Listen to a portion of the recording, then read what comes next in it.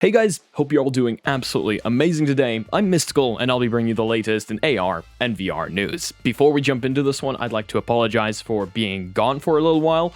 I'm back now, and we have quite a bit to cover. So, as usual, you have chapters down below to skip to any specific part of the video that you are most interested in. And with that being said, let's get right into it. Okay, so buckle right up because our first piece of news is a big one. The Steam Frame launch is fairly imminent. We've been saying this for I don't know how many weeks at this point, and people are thinking it might actually be this Monday. Wow, big shocker. Simply because this Monday is Valve's, I believe, 30th anniversary. So it would definitely fit. But of course, just before that, on August 19th, the ARM Steam client received an update that accidentally contained a full set of official Steam Frame tutorial videos. At Hardware Steam on X broke the story, explaining that the update was quickly pulled, but of course people managed to grab everything before it disappeared. That original tweet alone hit 243,000 views. So, with that being said, let me walk you through every video leaked. In the very first video, we've of course got the unboxing. This 1 minute and 8-second video opens up with a cheeky "hey there" on the screen. Very Valve, and walks you through what's inside the retail box. You get the Steam Frame headset, 2 motion controllers, a wireless adapter dongle, a glasses spacer, and for those of us with specs, a USB-C cable. And as well as that, of course, an information booklet. The headset ships in a power saving mode, so the first thing you do is plug it in to wake it up. That's a very interesting way to ship things right there in a power saving mode instead of completely shut down. It's probably Valve's way of, giving you the headset and having it basically launch right away, so you get that full Valve experience. Then the second video is the sign-in. This one is actually really cool and something I have not seen done on any other headset, but essentially, to sign into your Steam account, you scan a QR code using the Steam mobile app. But here's the fun part. You can actually focus your phone's camera through one of the headset lenses to scan it. It's a tongue-in-cheek, very Valve way to handle the setup. No tedious typing with VR controllers or having to search for the headset on your phone. Then video 3 is fit and comfort. This one demonstrates how to properly wear the headset and adjust the headband. The headset features a magnetic squishy face gasket and an optional eye spacer for glasses wearers. The core headset module itself weighs only about 185 grams, with the total weight, including the head strap, battery, and facial interface, coming up to roughly 440 grams. It's impressively light, and hopefully well distributed. Then video 4, we've got the IPD adjustment. There's a dedicated IPD wheel on the headset with a sliding lock mechanism so it doesn't drift once you've set it. It's quick and straightforward. Then video 5, the wireless adapter dongle. This is the really juicy one. The included 6 GHz wireless adapter is plug and play and handles low latency streaming from a PC or Steam machine. But here's where it gets clever. The headset has dual radios. One is dedicated entirely to audio and visual streaming, and the other handles standard Wi-Fi data. You can use the proprietary wireless adapter, your home Wi-Fi network, or both simultaneously to maximize bandwidth. And the eye tracking feeds into foveated streaming, which Valve claims gives you roughly a 10x improvement in bandwidth efficiency. That is some pretty serious engineering. The final 3 videos cover the optional ergonomics accessory kit, or the Goopy kit, which is absolutely real. There's a 1 minute and 28-second guide showing the extended light blocker for users with small noses and the top head strap for better weight distribution. Then there are separate installation guides for the controller hand straps, which are very index style and designed to secure the controllers to your hands. And of course, all of these are introduced to us in a very Valve-like fashion. And as if all of that wasn't enough, at Hardware Steam has also reported that the Great On Frame verified game list has now surpassed 80 titles, with more developers getting verified on the same day as the leak than usual, which is definitely an interesting thing to look at, but that library is growing very fast. So here we go. Is this going to be our final episode on the Steam Frame? We basically know everything by now.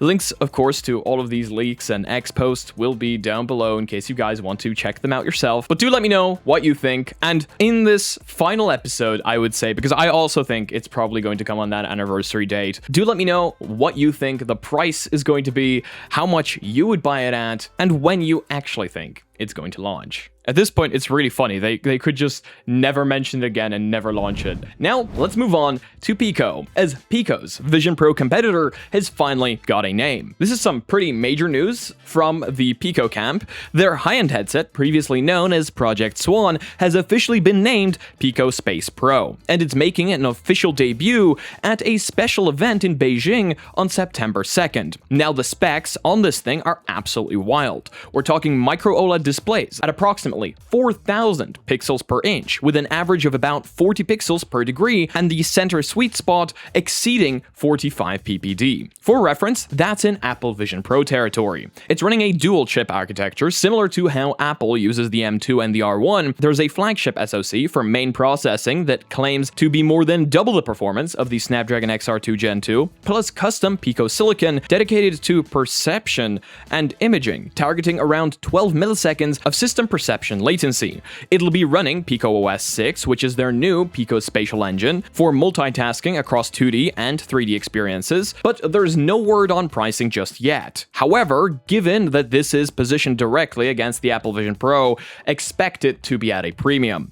The September 2nd event should give us all the remaining details. It's a pretty serious play from Pico, and competition at the high end is always good for consumers, especially if this thing comes in at a lower price tag than the Vision Pro. Who knows, we might watch the event live, so in case you're interested, make sure to get subscribed. Now, let's move on to Into the Radius 2, as it will officially be leaving Quest Early Access on August 27th, which is literally days away. The full 1.0 launch brings the Quest version much closer to the PC VR version, which exited Early Access back in April. The update includes the complete, fully voice-acted story campaign, new explorable zones, additional anomaly types, and a bunch of new equipment including the G3 rifle, MP5 SMG, GP34, unbarreled grenade launcher, and various hand grenades. The devs have also made some interesting changes to the NPC interactions, scaling back dialogue for characters like Guide Larry and Supervisor Eva, and replacing some of it with voice messages or silent figures to preserve that isolated, dystopian atmosphere the game does so well. One thing to note here, co-op on Quest is capped at 2 players due to technical limitations, while the PC version supports 4. But honestly, 2-player co-op in Into the Radius 2's oppressive atmosphere sounds absolutely terrifying enough. If you've been holding off, the 27th of August might just be your day. Now, this one came out of nowhere. During the VR Games Showcase on August 13th, Flat2 VR Studios and Squanch Games announced that High on Life is getting a full official VR port, coming to MetaQuest, PlayStation VR 2, and Steam VR in 2027. Now, if the name Flat2 VR sounds familiar, it absolutely should. These are the folks who specialize in bringing flat-screen games to virtual reality, and they've been doing incredible work. And this isn't just a lazy port either. They're rebuilding elements of the game specifically for virtual reality, including redesigned shop interactions, adjusted story scenes, and, this is the best part, manual reloading for the talking guns. Imagine physically reloading your sentient, trash-talking weapon. It's peak virtual reality right there. High on Life was already a hilarious and chaotic game on flat screen, so imagining all of that Justin Roiland energy directly in your face in virtual reality, it should be a very entertaining title when it comes to us in 2027. And now, here's an interesting reversal, as Job Simulator, one of Quest's best-selling titles, actually the best-selling game of all time on MetaQuest, right behind Beat Saber, is getting a flat-screen sequel called Job Simulator Human Relations. The game is being developed by Farbridge in collaboration with Alchemy Labs, who are Google-owned. It's a 4-player co-op physics game about workplace disasters, and it's currently on Kickstarter with a $150,000 goal that needs to be hit by September 10th. Now, this follows a trend we've been seeing more and more. Virtual reality-first franchises jumping to flat screen to broaden their audience. We've seen it with Moss, we've seen it with Arizona Sunshine, and now Job Simulator is doing the same. It's actually great for virtual reality as a whole because it exposes these IPs to a much wider audience, and some of those players will actually go ahead and inevitably want to try the original in virtual reality, therefore expanding our little world of VR. It's a fairly smart move. That, and it helps these companies stay alive when the landscape is as tough as it is. Now, this is one of those stories that might actually fly under the radar, but is really significant for virtual reality development. Meta has just released Meta XR Operator, an open XR API layer that lets MCP-compatible AI agents see, navigate, and interact with your virtual reality app while it's running in the Meta XR simulator. What exactly does this mean in practice, though? An AI agent can now launch your app, take screenshots, identify bugs, apply fixes, and verify those fixes, all without you ever needing to put on a headset. It closes the entire build, test, verify loop. It's part of the Meta XR SDK version 2.05, requires no modification to your existing app code, and apparently takes about 5 minutes to set up. Yeah, there's gonna be a lot of people that either love or hate this. I mean, it's essentially another thing which you could say is making people more lazy, as you don't even need to put on a headset anymore to test your virtual reality app. I for one, know a lot of developers that are gonna stay really far away from this, but for others, it might just come in really handy. Having an AI handle that grunt work can dramatically speed up development cycles, which ultimately means better and more polished VR games for all. Or does it?